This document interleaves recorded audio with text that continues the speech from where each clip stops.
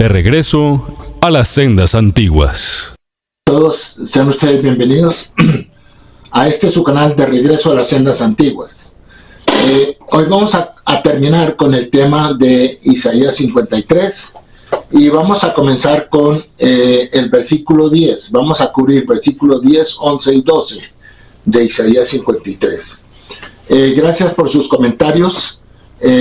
Hay muchos comentarios que pues realmente las personas no entienden el tema, entonces de pronto por falta de conocimiento no hacen las preguntas de acorde, y bueno, ya eso depende de cada cual, como quiera, que cada cual quiera profundizar en el tema. Hay algo que hay que aclarar muy de entrada, y es: el siervo sufriente es Israel. El hecho de que diga que el siervo sufriente cargará con los pecados, eso no quiere decir que el siervo sufriente va a perdonar pecados. No. Tampoco significa el siervo sufriente va a cargar con los pecados de las naciones que abusaron de él. ¿Ok?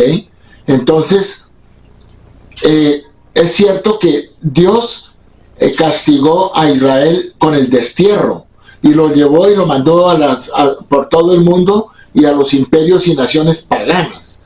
Pero lo que ellos hicieron con Israel fue abusar de él y maltratarlo. Ese es el pecado que tiene que llevar a Israel, porque el abuso que las naciones hicieron de Israel es un abuso que es muy aparte de los pecados personales. Entonces aquí no estamos hablando de pecados personales, que cargó con los pecados, sí, cargó con los pecados de las naciones que lo hicieron sufrir, más allá de lo que tenía Israel que sufrir. Bien, vamos a comenzar entonces. Isaías 53:10 dice: con todo eso, Dios quiso quebrantarlo, sujetándole a padecimiento. Cuando haya puesto su vida en expiación por el pecado, verá linaje, vivirá por largos días, y la voluntad de Dios será en su mano prosperada. Tenemos que decir que la frase cuando haya puesto su vida en expiación por el pecado quiere decir cuando se haya arrepentido, porque la expiación por el pecado se recibe, el perdón del pecado se recibe una vez que nos hemos arrepentido. Cuando aquí está hablando del siervo sufriente, lo está haciendo en una forma mancomunada, como un colectivo, y por eso dice cuando haya puesto su vida en expiación por el pecado, o sea, cuando se haya arrepentido. Y aquí nomás ya nos sale el primer interrogante. Si usted quiere pensar que es Jesús el que está hablando acá, entonces si Jesús no cometió pecado, ¿de qué se iba a arrepentir? Ahí ya encontramos algo que rechaza la figura de Jesús acá, porque el versículo 10 dice: con todo eso Dios quiso quebrantarlo. Dios quiso quebrantar a Israel. ¿Por qué? Porque Israel se desvió del camino. Israel era el pueblo escogido de Dios para que fuera luz a las naciones. Se desvió del camino, y precisamente lo que Dios le había prometido a Israel como una maldición era que si no guardaba los mandamientos, la tierra lo iba a vomitar, y por eso fue que Israel fue enviado al exilio, tanto la casa de Israel y como la casa de Judá. Entonces el destierro es el quebrantamiento y el padecimiento de no vivir en su tierra, de tener que vivir en un país exiliado. El destierro, ese es un castigo en sí. Y luego el segundo parte de ese versículo dice: cuando haya puesto su vida en expiación por el pecado, o sea, cuando se haya arrepentido, verá linaje, vivirá por largos días, y la voluntad de Dios será en su mano prosperada. Entonces, si su alma pusiere su culpa delante de él, o sea, si Israel se arrepiente, es decir, si confesare y temiere al Señor, verá a su descendencia. O sea, aquí también es otra cosa que no tiene nada que ver con Jesús, porque aquí está diciendo que este siervo sufriente va a ver a su descendencia. Entonces, Jesús no tuvo hijos. ¿Cuál descendencia? Dice, verá a su descendencia y sus días serán prolongados y sus días serán alargados. Entonces, aquí tenemos otro punto que controvierte la inclusión de Jesús acá al siervo sufriente. ¿Por qué? Porque si Jesús es eterno y si Jesús es un ser divino, como piensan los cristianos, entonces ¿para qué le dice que serán alargados sus días? Si es un ser eterno, pues eterno es eterno. Bien. Entonces, esto se refiere a esa generación que volverá a Dios, es decir, la generación de la era mesiánica, la descendencia del siervo sufriente en la era mesiánica. El siervo sufriente, que es Israel, va a tener descendencia, ¿sí? Y es decir, y es una generación que volverá a Dios, volverá al Eterno, volverá a conocer al Eterno y a obedecer al Eterno.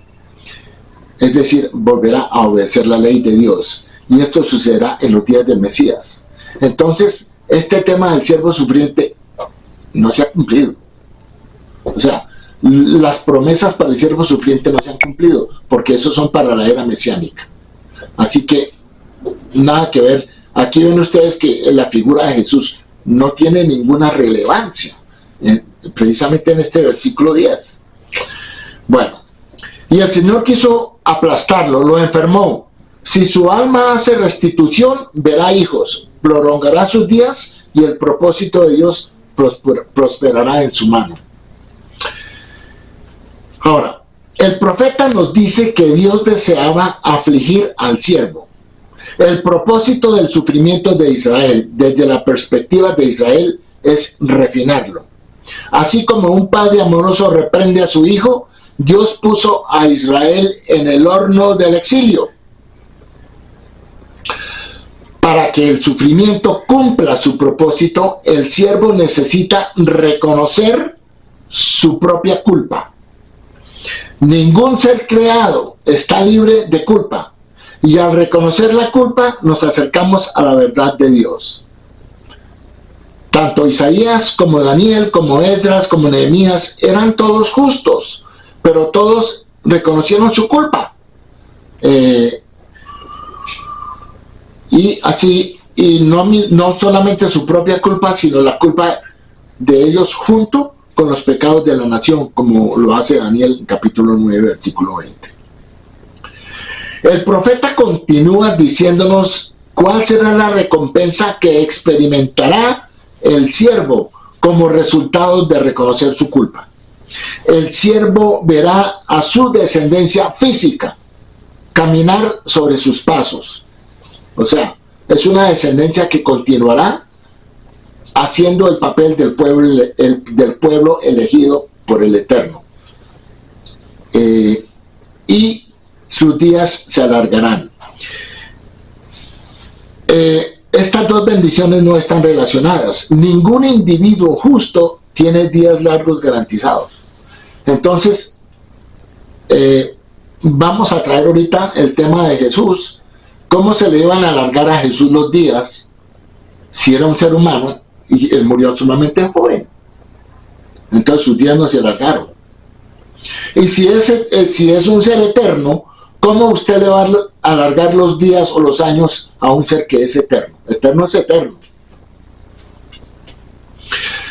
Bueno, pero a través de su descendencia, el siervo persevera y sobrevive a sus perseguidores. Por eso es que el siervo sufriente va a triunfar al final del tiempo. La fuerza, el esplendor y el poder de aquellos que persiguieron a Israel se han desvanecido hace mucho tiempo ya. Mientras hoy en día el judío todavía rezamos las mismas oraciones de siempre y estudiamos los mismos textos con la vitalidad necesaria.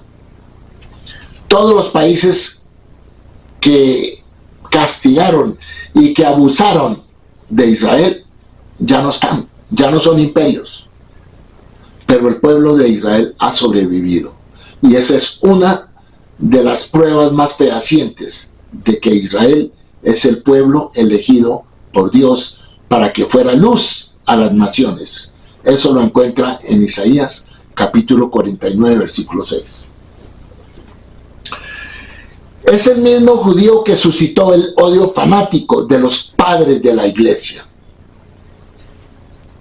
De la iglesia católica, cuando las cruzadas, cuando la Inquisición, de los musulmanes, de los inquisidores, de los zares rusos, de los comunistas y de los nazis. Estos y muchos, como ellos, han ido y han venido y han desaparecido. Pero Israel todavía está aquí. El regalo más grande que Dios le ha concedido a su siervo Israel es la promesa de que el propósito de Dios en este mundo se cumplirá a través de él. Es decir, el propósito de Dios es a través de Israel. Porque Israel es el pueblo que Dios escogió para que fuera luz a las naciones y enseñara a las naciones. Pero Israel no tiene que ir a buscar a las naciones vienen a Israel. Por eso nosotros no hacemos proselitismo. Las puertas están abiertas para las personas que quieran venir, pero ya es una decisión muy personal. Y las puertas están abiertas tanto para la persona que algún día quiera hacer conversión a Israel o para la persona que quiera ser parte de Israel como un gentil justo que haya rechazado la idolatría. Primeramente. Bueno, los justos de Israel son llamados escuderos de Dios en Isaías 52:11. Dios les permitió unirse a él para traer su luz al mundo. Isaías 49:3 dice: y Dios me dijo, tú eres mi siervo. Por eso es que sabemos que el siervo sufriente del capítulo 53 es el mismo siervo que Isaías ha venido hablando, del cual ha venido hablando, desde el capítulo 41, 42, 48, 44, 49. Aquí en el capítulo 49, 3, Isaías está hablando y el Eterno está hablando a través de Isaías, y dice Isaías, y me dijo, dice a través del pueblo, tú eres mi siervo, Israel, en quien me glorío. Tú eres mi siervo, Israel, en quien me glorío. Eso fue lo que el Eterno le dijo a Isaías con respecto a Israel, el siervo. En Isaías 49:6 dice, porque él ha dicho, el Eterno, es muy poco que seas mi siervo, en que levantes las tribus de Jacob y restaures a los sobrevivientes de Israel. También te pondré por luz de las naciones, para que mi bendición llegue hasta los confines de la tierra. Esta es la misión del siervo de Israel. Traer la palabra de Dios, del verdadero Dios, a la humanidad, que no ha conocido a Dios, al Dios de Israel, al verdadero Dios, creador de este mundo. Llevarle ese mensaje. Pero son las personas las que tienen que mostrar el interés, porque de otra forma no debemos hacerlo. No queremos entrometernos en la vida de nadie, pero queremos darle la información para que usted haga sus propias decisiones. Las promesas de Dios con respecto al siervo sufriente son condicionales. Si él se arrepiente, verá descendencia y tendrá larga vida. Repito una vez más, esto no se puede aplicar a Jesús, porque si Jesús era sin pecado, ¿de qué se iba a arrepentir?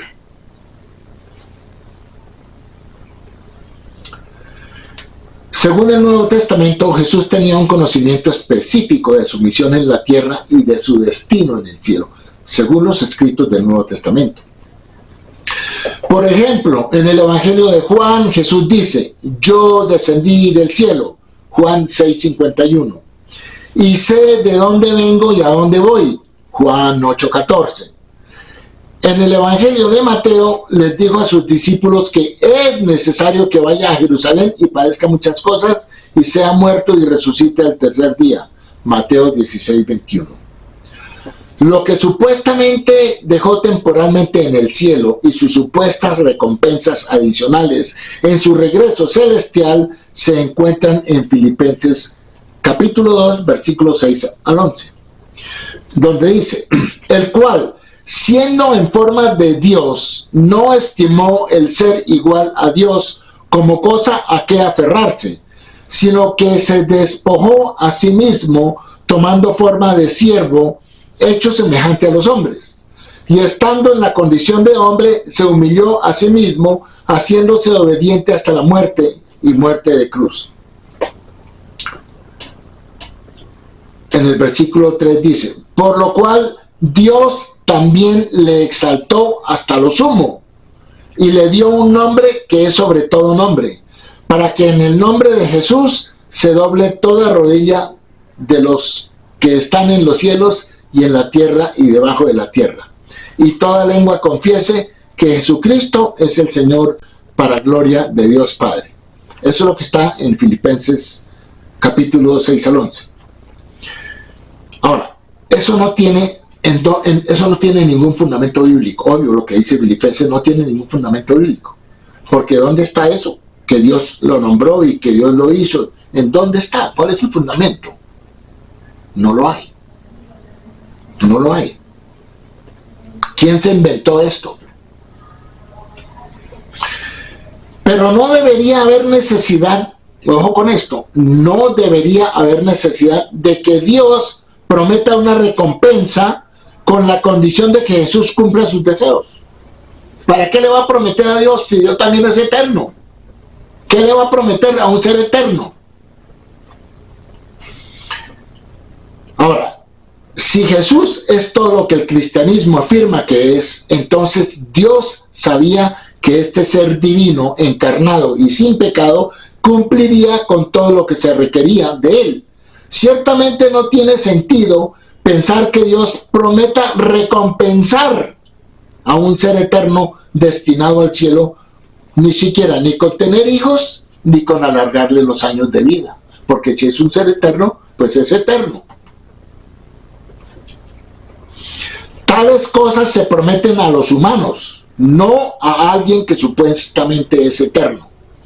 De acuerdo con la doctrina del Nuevo Testamento, la divinidad encarnada sin pecado, o sea Jesús, no podía fallar o negarse a llevar a cabo los planes de Dios para la humanidad. Viene una inquietud. ¿Era Jesús humano o era Jesús divino? ¿Era él 100% humano? Si era 100% humano, no podría ser divino. Y si era 100% divino, no podía ser humano. O si era una mezcla de los dos, sería un clon. Entonces, si era divino, podemos argumentar de que él obedeció todo, porque como era un ser divino, no se podía equivocar. Y si era humano, entonces ahí tenía que haber aceptado lo que dice el versículo 10 del capítulo 53 de Isaías. Pero como él subió al cielo, y según Filipenses 2:6, todo lo tiene en el cielo, entonces ¿para qué descendencia en la tierra y para qué alargarle los días? Si no tiene sentido, si es un ser eterno. Por lo tanto, no había duda de que Jesús llevaría a cabo el plan de Dios y como resultado, y sería recompensado de manera única por su esfuerzo, ¿cierto?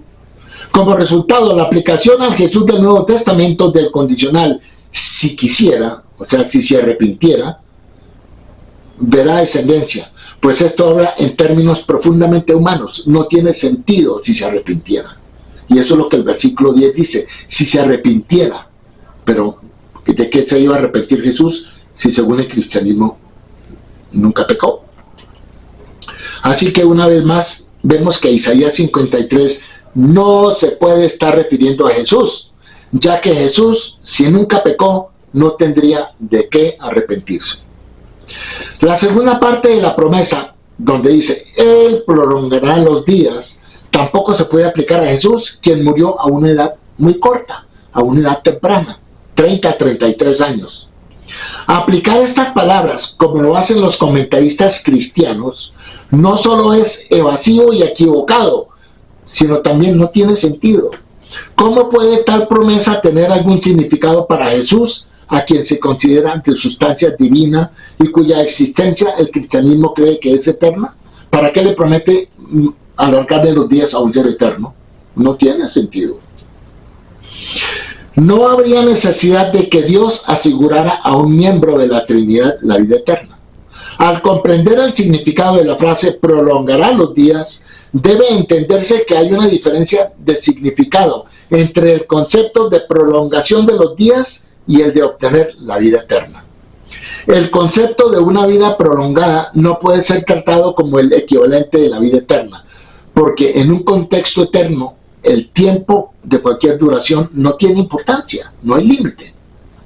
En consecuencia, no se puede hablar de un ser eterno que tiene sus días prolongados. Dios debe ser referido como eterno. Él es el primero y Él es el último. Él no puede ser otra cosa. Prolongar los días de alguien que ya se supone que es eterno haría que su vida fuera más larga que la eternidad. Esto es una imposibilidad obvia. Si se aplica a Jesús la promesa de días prolongados, entonces Jesús no podía ser de origen divino ni eterno. Entonces, y eso va en contra de lo que promete el versículo 10 del capítulo 53 de Isaías. La prolongación de la vida implica la mortalidad terrenal, una fecha límite en el futuro, mientras que el término vida eterna se refiere a la inmortalidad.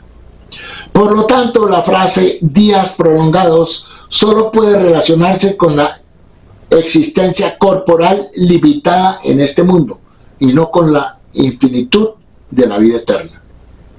Dado que las bendiciones de ver hijos y prolongar la vida solo son apropiados cuando se aplican a un individuo mortal y humano y no a un ser inmortal, eterno, estas bendiciones no se pueden aplicar a Jesús de la teología cristiana. Jesús murió joven y sin hijos. Sí, después de su supuesta resurrección, regresó al cielo para volver a ser un eterno ser celestial. Esta etapa de su existencia no puede denominarse apropiadamente como una prolongación de los días, porque es eterno, los días no cuentan ahí. Una vez más, vemos que la descripción de Isaías 53 del siervo sufriente del Señor no encuentra cumplimiento en la descripción del Jesús del Nuevo Testamento. Muy bien, dejamos el versículo 10 del capítulo 53. Vamos con el versículo 11. Dice, del trabajo de su alma verá y se saciará. Con su conocimiento mi siervo justo hará justos a muchos, y él llevará los pecados de ellos. Eso dice la Reina Valera. En la Biblia hebrea dice, desde su angustia lo verá, lo disfrutará plenamente a través de su devoción. Mi siervo justo hace justos a muchos. Es su castigo lo que él lleva. Verá la recompensa de su paciencia y será cumplido su deseo. Gozará de tal prosperidad que quedará satisfecho, porque con su conocimiento hará que muchos sean justos. ¿Por qué con su conocimiento hará que muchos sean justos? Por sus enseñanzas. Hará que muchas personas vengan a conocer al Dios de Israel y vengan a ser justos. Entonces, por eso dice, con su conocimiento hará que muchos sean justos. Enseñará a las naciones a vivir conforme a la ley. Esa es la tarea de Israel. Del trabajo de su alma comería y se saciaría, es un comentario, y no robaría ni saquearía con su conocimiento, reivindicaría a los justos. Mi siervo juzgaría con justicia a todos los que venían a litigar ante él. y las iniquidades de ellos las llevaría él, las llevaría. ¿Por qué el siervo sufriente lleva los pecados de las naciones? Porque las naciones abusaron del siervo sufriente. Entonces, obviamente, que ese abuso ya lo tiene el siervo sufriente, ya lo sufrió. En ese sentido, yo llevo los abusos de las naciones. El pueblo de Israel lleva consigo el abuso de las naciones a este pueblo, Israel. Pero ya no tiene nada que ver con los pecados individuales de las personas. No, nada que ver. Bueno. Dice aquí, ahora, del trabajo de su alma reivindicaría a los justos.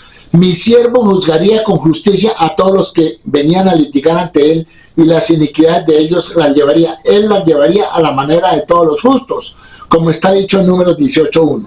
En Números 18.1 dice, tú y tus hijos llevaréis la iniquidad del santuario. Aquí está hablando de los sacerdotes aarónicos, de los Kohanim, que ellos tenían que llevar el pecado del pueblo, porque ellos eran los que tenían que impedir que el pueblo cometiera impurezas en el santuario. En ese sentido, los sacerdotes eran responsables. Y por eso en Números 18.1 le dice el Eterno a Aarón, tú y tus hijos llevaréis la iniquidad del santuario. Ahora, ¿por qué viene esto a colación? Porque en la era mesiánica, todo Israel van a ser sacerdotes y van a estar oficiando para el Eterno en su templo. Entonces, en ese sentido, los sacerdotes o Israel estarían ocupando lo que los sacerdotes levíticos ocuparon en la época recién salidos de Egipto. Bueno, Israel se compadecerá de las naciones paganas en sus desgracias que les han sobrevenido por sus muchos pecados, aunque no se compadecen de Israel en sus aflicciones. Los israelitas orarán a Dios por las otras naciones y así quitarán sus pecados, si las naciones se arrepienten. Tienen que arrepentirse, no hay otra forma. Si una nación o una persona no se arrepiente, no puede ser perdonado. Porque eso es lo que dice la Escritura. Para recibir el perdón, no solamente el judío, sino también el gentil, todas las personas de todas las naciones tienen que arrepentirse. De nada le sirve a usted creer en Jesús, porque eso no lo va a llevar a ninguna parte. A ninguna parte. Eso no tiene ningún soporte bíblico hebreo, no lo tiene. Con su conocimiento, el justo, mi siervo, hará que muchos sean justos. Entonces, el siervo hará que muchos sean justos. Es decir, la misión judía es servir como una luz para las naciones. Isaías 49:6. Que finalmente conducirá al mundo al conocimiento del único Dios verdadero. ¿Cómo se nos pronostica en Deuteronomio capítulo 4, versículos 5 al 8?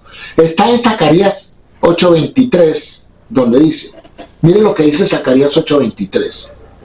Así ha dicho Dios de los ejércitos, y está hablando para los días postreros. En aquellos días acontecerá que 10 hombres de las naciones, de toda lengua, tomarán del manto a un judío, diciendo, iremos con vosotros porque hemos oído que Dios está con vosotros. Entonces, eso es lo que va a suceder en los días postreros. En Isaías capítulo 2, versículos 3 y 4 dice, y vendrán muchos pueblos y dirán, venid y subamos al monte de Dios, a la casa de Dios de Jacob. Jacob es Israel. Y nos enseñará sus caminos. O sea, quieren aprender, quieren acercarse a Dios, quieren ahora sí conocer a Dios. Y caminaremos por sus sendas, porque de Sión saldrá la ley. o sea, de Jerusalén, saldrá la ley, y de Jerusalén la palabra de Dios, y juzgará entre las naciones, y reprenderá a muchos pueblos, y volverán sus espadas en rejas de arado, y sus lanzas en hoces. No alzará espada nación contra nación, ni se adiestrarán más para la guerra. ¿Por qué? Porque ya conocen a Dios, ya no van a luchar entre sí. Esto es un proceso de la era mesiánica. Vamos a Miqueas capítulo 4, versículos 2 y 3. Algo similar dice Miqueas, primero fue Isaías, ahora es el profeta Miqueas, quien dice en el capítulo 4, versículos 2 y 3 dice: vendrán muchas naciones y dirán: venid y subamos al monte de Dios y a la casa del Dios de Israel, y nos enseñará en sus caminos, y andaremos por sus veredas, porque de Sión saldrá la ley, y de Jerusalén la palabra de Dios. Y él juzgará entre muchos pueblos, y corregirá a naciones poderosas de hasta muy lejos, y martillarán sus espadas para asadones y sus lanzas para hoces. No alzará espada nación contra nación, ni se ensañarán más para la guerra. Muy similar a lo que dice Isaías, también lo dice Miqueas. Así que muchos pueblos y multitud de naciones vendrán a buscar al Señor de los ejércitos en Jerusalén y a implorar el favor de Dios. Bueno, continuamos con este versículo. Dice: verá el fruto de la aflicción de su alma, y quedará satisfecho por su conocimiento, hará que muchos sean justos y llevará las iniquidades de ellos. El profeta continúa, dice: verá la recompensa de su paciencia y verá cumplido su deseo, o gozará de tal prosperidad que quedará satisfecho, porque con su conocimiento hará que muchos sean justos.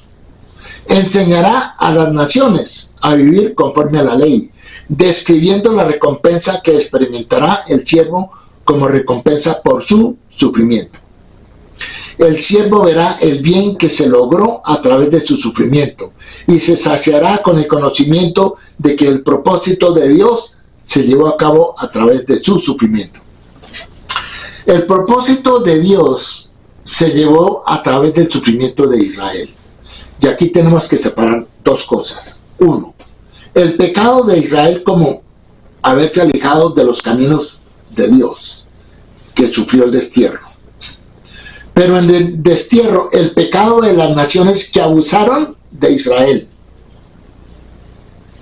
Entonces, tenemos que hay dos tipos de pecado. El pecado de Israel, por el cual fue al destierro y así fue castigado por Dios. Pero hay un pecado que es el de las naciones en contra de este siervo sufriente que es Israel, por haber abusado de él. Vamos a verlo ahorita en un versículo. El siervo utilizará su conocimiento para hacer justos a los muchos. Israel enseñará la verdad que lleva en su corazón. Eso está en Isaías 51:7. A las naciones. En Isaías 42:4, hablando del siervo que es Israel, Isaías dice: no se cansará ni desmayará hasta que establezca en la tierra justicia, y las costas esperarán la ley. Esa es la tarea. Esa es la tarea, predicar al Dios de Israel. Y por eso Israel ha sido perseguida y sigue siendo perseguida. Incluso después de la exaltación, el siervo asumirá la responsabilidad por los pecados de las naciones. Aquí lo que estamos viendo, que en la era mesiánica, todo Israel serán sacerdotes. Y aquí vamos a ver en dónde dice que serán sacerdotes. Y como sacerdotes deben oficiar ante el templo que habrá en la era mesiánica. Y ellos están para enseñar a las naciones que pasen a la era mesiánica. Así que Israel será llamado a ser sacerdote. Eso lo encuentra usted en Isaías 61:6. Mire lo que dice Isaías 61:6. Hablando de Israel. Vendrán a ordenar que los afligidos de Sión. ¿Quiénes son los afligidos de Sión? Los israelitas. Se les dé gloria en cambio de ceniza, óleo de gozo en lugar de luto, manto de alegría en lugar del espíritu angustiado. Todos estos sufrimientos que Israel ha sufrido en esta trayectoria de su historia van a ser cambiados cuando este siervo sufriente sea exaltado en la era mesiánica. Dice, y serán llamados árboles de justicia, plantío de Dios, para gloria suya.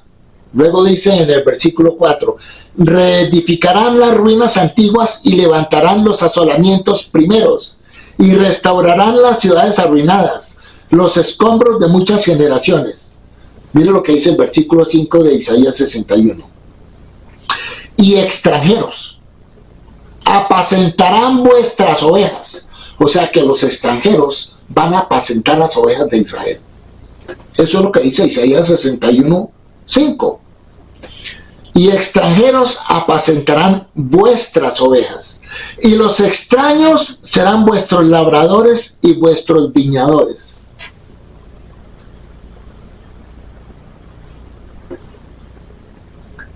No quiero entrar en una explicación porque está muy explicado y no necesita más explicación.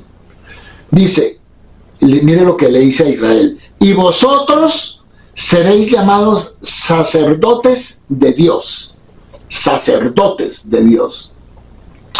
Ministros de nuestro Dios seréis llamados, comeréis las riquezas de las naciones, y con su gloria seréis sublimes.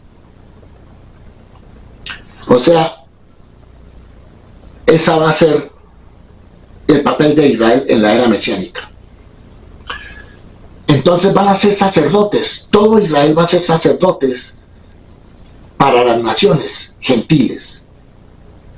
Y en Éxodo 19, 5 y 6, mire lo que dice cuando Dios elige a Israel como su pueblo elegido. Dice, ahora pues, si dieres oído a mi voz y guardareis mi pacto. ¿Cuál pacto? El pacto sinaítico, los mandamientos. Vosotros seréis mi especial tesoro sobre todos los pueblos. Porque mía es toda la tierra. Y vosotros me seréis un reino de sacerdotes. Otra vez. Y gente santa. Gente apartada. ¿Apartada para qué? Para el servicio a Dios. Eso es ser santo. Estas son las palabras que le dirás a los hijos de Israel. Esto fue lo que el Eterno le dijo a Moisés, que le dijera eso a los hijos, a los israelitas que estaban al pie del monte en ese momento. Así como los sacerdotes en el templo cargaban con la responsabilidad de los pecados de Israel, Israel carga con la responsabilidad de los pecados de las naciones en la era mesiánica. Es responsabilidad del sacerdote enseñar al pueblo y guiarlo, y si el pueblo falla, los sacerdotes son responsables.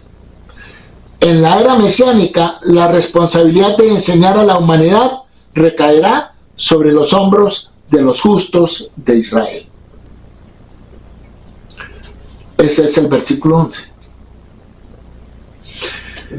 El versículo 12 dice lo siguiente: por tanto, yo le daré parte de los muchos y repartirá a los fuertes como despojos a cambio de haber derramado su alma hasta la muerte y ser contado entre los impíos, porque él llevó el pecado de muchos y rezará por los malvados.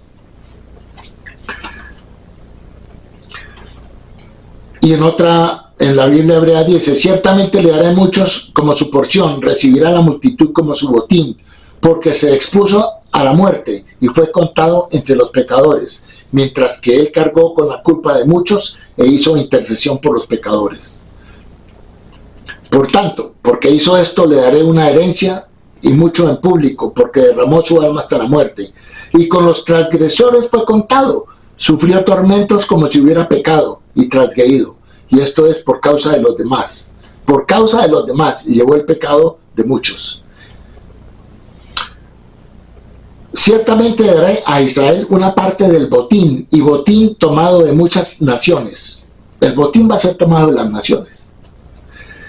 Y con los transgresores fue contado.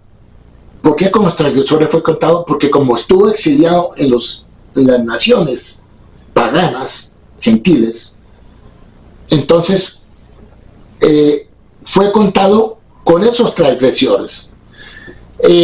Y sufrió tormentos como si hubiera pecado y transgredido. Y esto es por causa de los demás. Y llevó el pecado de muchos e intercedió por los transgresores a través de su sufrimiento, porque el bien vino al mundo a través de él. Este versículo continúa con la descripción de la recompensa del siervo. Al siervo se le darán las riquezas de sus perseguidores. O sea, las naciones lo persiguieron, entonces Israel va a coger las riquezas de las naciones. Eso es lo que dice en Isaías 61.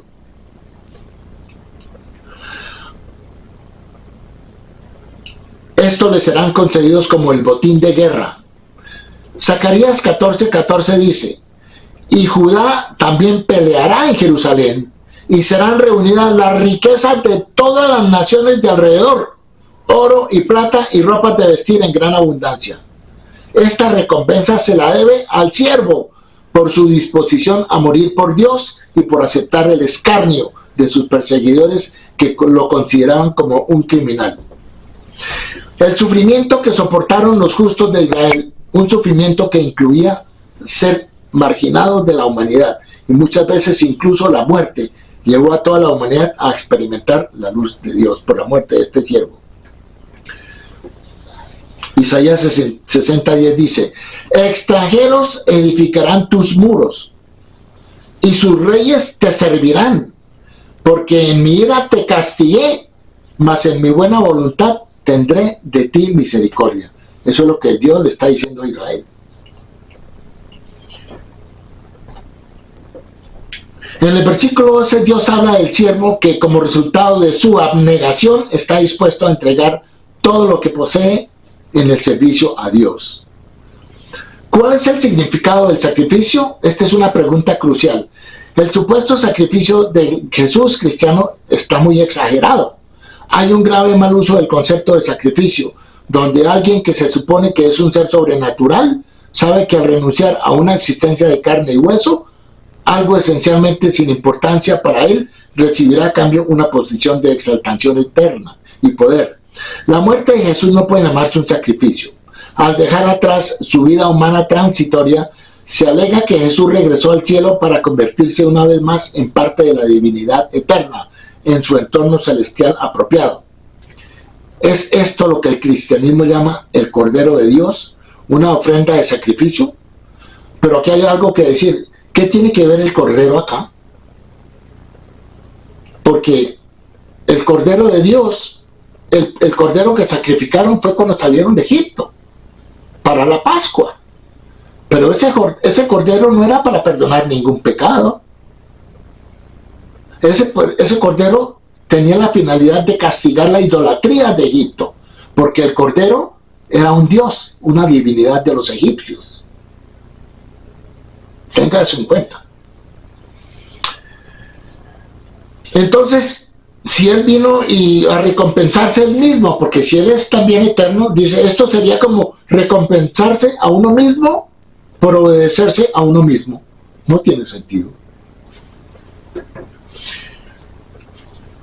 El sacrificio bíblico, se ha mencionado muchas veces, está representado en un animal sacrificado, que el mismo animal ni se da cuenta y no sabe, y tampoco va a recibir ninguna recompensa por su sacrificio. Entonces no tiene ninguna similitud con el sacrificio de Jesús.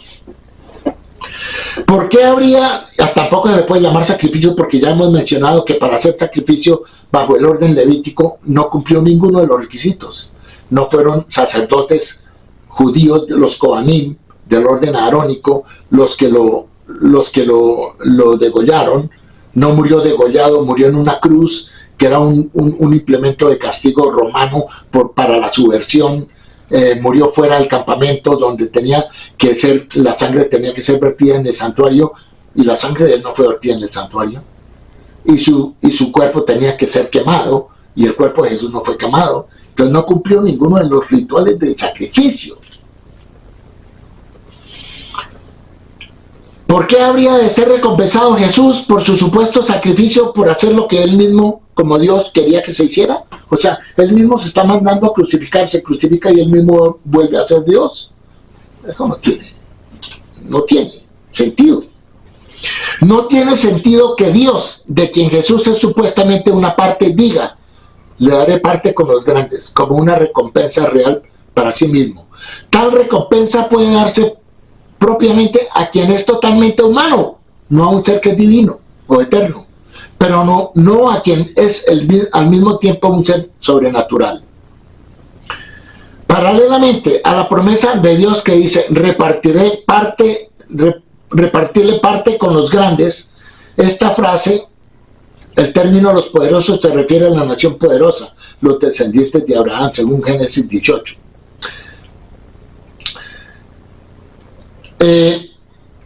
No serán solo aquellos que realmente pelearon los que participarán en la división del botín, sino que el botín será repartido equitativamente entre todo Israel. Ahora, si Jesús es Dios, ¿quién puede ser lo suficientemente grande como para compartir el botín con él? ¿O para qué Jesús necesita repartir el botín? Si él es Dios, lo tiene todo. ¿Es concebible que alguien que es Dios pueda tener solo una porción comparable a la de los simples gobernantes terrestres? ¿O que divida el botín con alguien?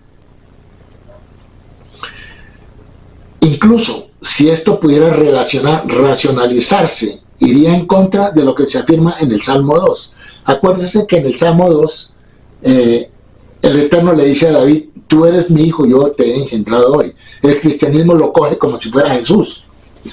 Y ahí en ese mismo salmo, Dios le promete a David que le va a dar tierras, que le va a dar posesiones.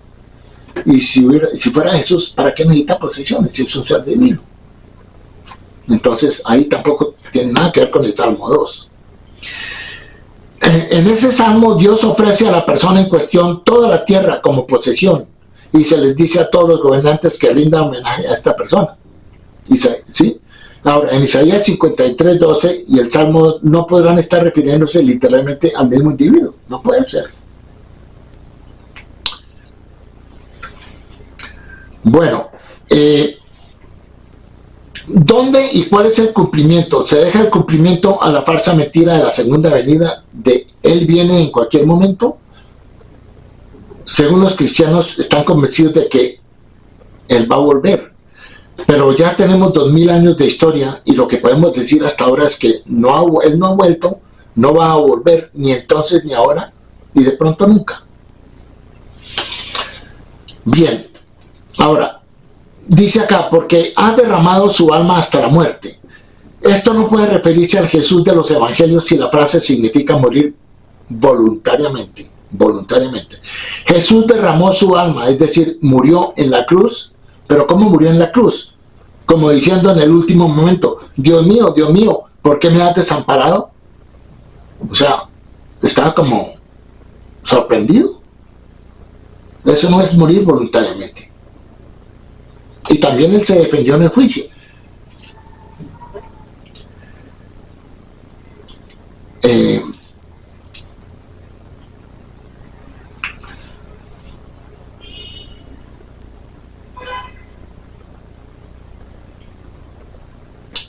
Bueno,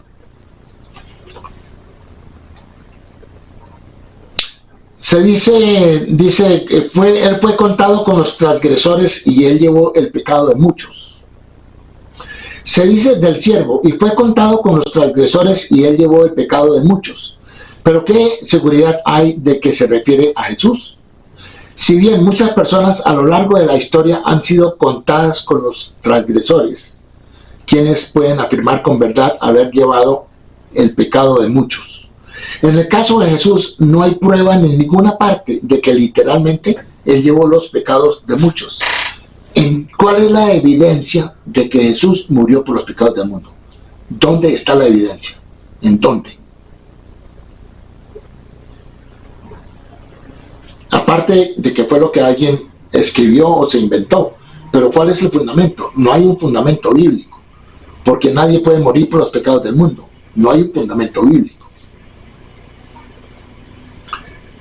Esta es una afirmación del cristianismo que se basa en ilusiones. Él no cumplió con el resto del pasaje del siervo cuando se trata de cosas que pueden observarse tangiblemente. Entonces, como tener hijos, como alargar los días. Ahora, ¿hizo Jesús intercesión por los transgresores? Se dice que Jesús, en su supuesto estado posterior a la resurrección, intercede ante Dios a favor del hombre y como abogado celestial defiende la causa del hombre ante Dios. Romanos 8:34, Hebreos 7:25, Primera de Juan 2:1. Si Jesús es parte de una deidad trinitaria en la que los tres seres están en total acuerdo entre sí y de una sola esencia, ¿cómo puede interceder Jesús por los transgresores que lo siguen? ¿Ante quién va a interceder? Si él es parte de la Trinidad, ¿ante quién va a interceder? La misma afirmación de que Dios, el Padre, acepta o rechaza la petición de Jesús, muestra que hay una separación de ideas. Muestra a Jesús como inferior a Dios. Además, un intercesor se interpone entre aquellos a quienes representa y el que recibe la solicitud y decide sobre su mérito. Jesús sería, en esencia, abogado, defensor y juez simultáneamente. Si Jesús es parte de una deidad trinitaria totalmente sincronizada, entonces no hay nadie ante quien interceder. No hay. Pero, por supuesto, no hay pruebas de que esta intercesión esté ocurriendo tampoco. Como se mencionó anteriormente, se puede encontrar una explicación, versículo por versículo, de cómo el pueblo de Israel es el cumplimiento de la profecía del siervo sufriente de Isaías 53. ¿Quién es el siervo? En respuesta a aquellos que niegan esta verdad bíblica y cuestionan cómo se puede llamar a Israel el justo, cuando el pueblo de Israel no siempre ha obedecido los mandamientos de Dios, la palabra de Dios declara lo contrario. Obviamente, si Israel como nación está arrepentida, no hay problema. Pero si ese no es el caso, e Israel no se arrepiente por completo, Dios declara: tendré misericordia del que tendré misericordia, y tendré misericordia, de eso lo dice en Éxodo 33:19. El salmista escribe: pero él, lleno de compasión, perdona la iniquidad y no destruye. Muchas veces aparta su ira y no despierta toda su ira. Salmo 78 dice: porque se acordó de que no eran más que carne, viento que pasa y no vuelve. El profeta Miqueas declara: ¿qué Dios como tú, que perdona la iniquidad y pasa por alto la transgresión del remanente de su heredad? No retiene su ira para siempre, porque se deleita en la misericordia. Incluso cuando Israel es figurativamente ciego y sordo, Dios todavía considera a la nación como su siervo y mensajero. Eso lo tenemos en Isaías 42:19. Israel registra que la redención puede llegar incluso cuando no se la merece por las propias razones de Dios. Yo soy dice Isaías 43:25, yo soy el que borro tus rebeliones por amor de mí mismo y no me acordaré de tus pecados.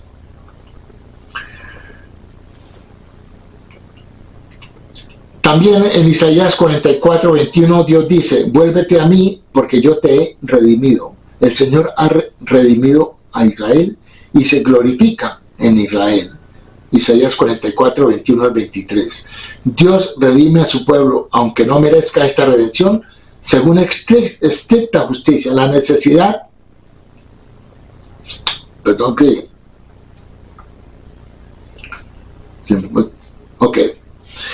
El profeta nos informa que en algunos casos la redención de Dios procede al regreso de Israel.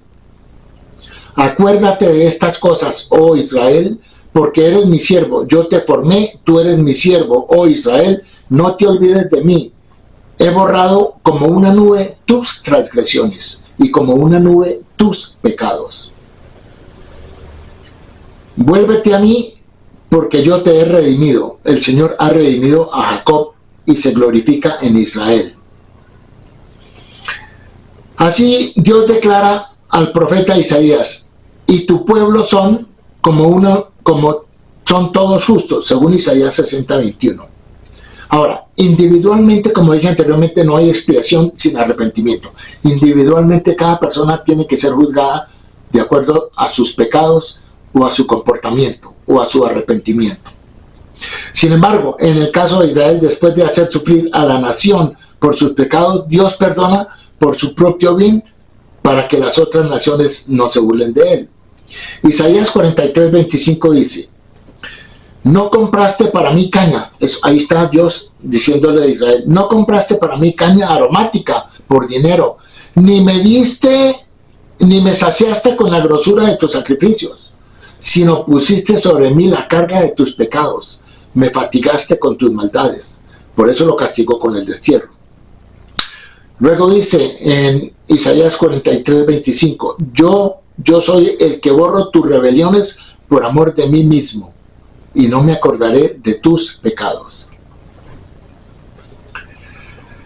En resumen, el tema principal relacionado con el pasaje del siervo sufriente ha sido la insistencia cristiana de que se refiere a Jesús.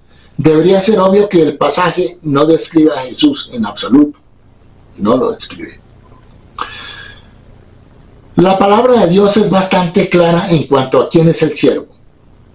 En Isaías 48, versículo 8 al 11 dice: pero tú, oh Israel, siervo mío, Jacob, tú a quien he elegido, linaje de Abraham, que me amó, a ti a quien agarré desde los confines de la tierra y convocaré de entre todas sus nobles, ya a quienes les diré, tú eres mi siervo, te he elegido y no te he desechado. No temas porque yo estoy con vosotros, no desmayes porque yo soy tu Dios. Te he fortalecido, incluso te he ayudado y aún te he sustentado con mi diestra justa. He aquí, todos los que se enojan contra ti serán avergonzados y humillados. Los que pelean contigo serán como la nada y perecerán. Eso está en Isaías 48, del 8 al 11. Ahora, ya estamos terminando y vamos a llegar nos preguntamos, ¿Israel sufrió principalmente a causa de sus propios pecados? La interpretación judía de Isaías 53 sostiene que el siervo sufriente de Israel sufrió a causa de las persecuciones de las naciones gentiles. Entiendo que las naciones se excedieron cuando persiguieron a Israel, pero ¿no sufrió Israel principalmente por sus propios pecados? Es cierto que las escrituras judías muestran que hay momentos en que la nación de Israel es objeto de sufrimiento, como retribución divina por el pecado. Pero también muestra que el sufrimiento no siempre es una indicación de pecado. Atribuir el pecado al que sufre es a menudo una generalización simplista por parte de aquellos que no entienden el mensaje bíblico. Los siglos de martirio y sufrimiento de los judíos a los que se alude en Isaías 53 no pueden explicarse simplemente como un juicio divino por el pecado de Israel. Ciertamente hay sufrimiento a causa de los pecados, pero no todo el sufrimiento puede atribuirse estrictamente al castigo divino por el pecado. En un mundo donde hay mucha maldad, el sufrimiento es muy a menudo el destino de la persona inocente. Hay sufrimiento que sigue, no del juicio divino, sino del mal cometido por el hombre, el mal actuar del hombre. Mire lo que dice Dios acerca de Israel cuando fue llevado al destierro y cuando fue abusado por las naciones que lo tuvieron en el destierro. Mi pueblo descendió primero a Egipto para residir allí, y los asirios lo oprimieron sin razón, sin causa. Isaías 52, 4 y 5. Porque así dijo Dios el Señor: mi pueblo descendió a Egipto en tiempo pasado para morar allá, y el asirio lo cautivó sin razón, dice Dios. Y ahora, ¿qué hago aquí? Dice Dios, ya que mi pueblo es llevado injustamente, sin razón, injustamente, y los que en él se enseñorean lo hacen aullar. lo hacen gritar, lo hacen gemir. Esto dice Dios en Isaías 52, 4 y 5. Entonces aquí vemos que Dios mismo está diciendo que los pueblos que persiguieron a Israel lo hicieron en forma excesiva. Vemos que los sufrimientos del pueblo judío no son un reflejo de sus fracasos, sino de los fracasos de la humanidad. Uno puede ser fiel a Dios y aún así sufrir persecución. De esto escribe el salmista. Todo esto nos sobrevino, pero no te hemos olvidado. Aquí está un clamor de Israel hacia Dios. Y no hemos faltado a tu pacto. Nuestro corazón no se ha vuelto atrás, ni nuestro paso se ha desviado de tu camino. E incluso cuando nos aplastaste en el lugar de las serpientes y nos cubriste con la sombra de muerte, no te hemos olvidado. No hemos olvidado el nombre de nuestro Dios o extendido nuestras manos a un Dios extraño.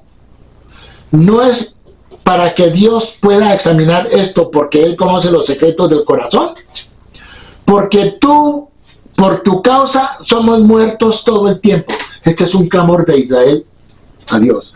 Por tu causa somos muertos todo el tiempo. Somos considerados como ovejas para el matadero. Somos considerados como ovejas para el matadero. Entonces Israel le dice a Dios, despierta. ¿Por qué duermes, oh mi Señor? Despiértate, no abandones para siempre. ¿Por qué ocultas tu rostro? Entonces, Isaías 53 proporciona un modelo. Israel sufre no solo por sus propios pecados, sino también como resultado de los pecados de aquellas naciones entre las que habitan. El hecho es que los judíos, por ser elegidos, sufren. La elección conlleva responsabilidades, algunas de las cuales no son agradables, pero al final el fiel Israel será recompensado. Bueno, y aquí pues prácticamente hemos llegado al final de este tema. Habrán preguntas y si hay preguntas, por favor, me pueden escribir en los comentarios y con mucho gusto las responderé. Y quiero repetir una vez más que la explicación de la interpretación judía del capítulo 53 de Isaías es para refutar y rechazar la creencia cristiana de que ese capítulo habla de Jesús. No, en ninguna parte habla de Jesús. Es un capítulo que habla sobre el sufrimiento del siervo y la exaltación del siervo. Y la exaltación del siervo será para la era mesiánica. Así que esto no se ha cumplido. La era mesiánica no ha llegado. Muchas gracias por su atención y esperamos que nos podamos comunicar en otro momento. Shalom.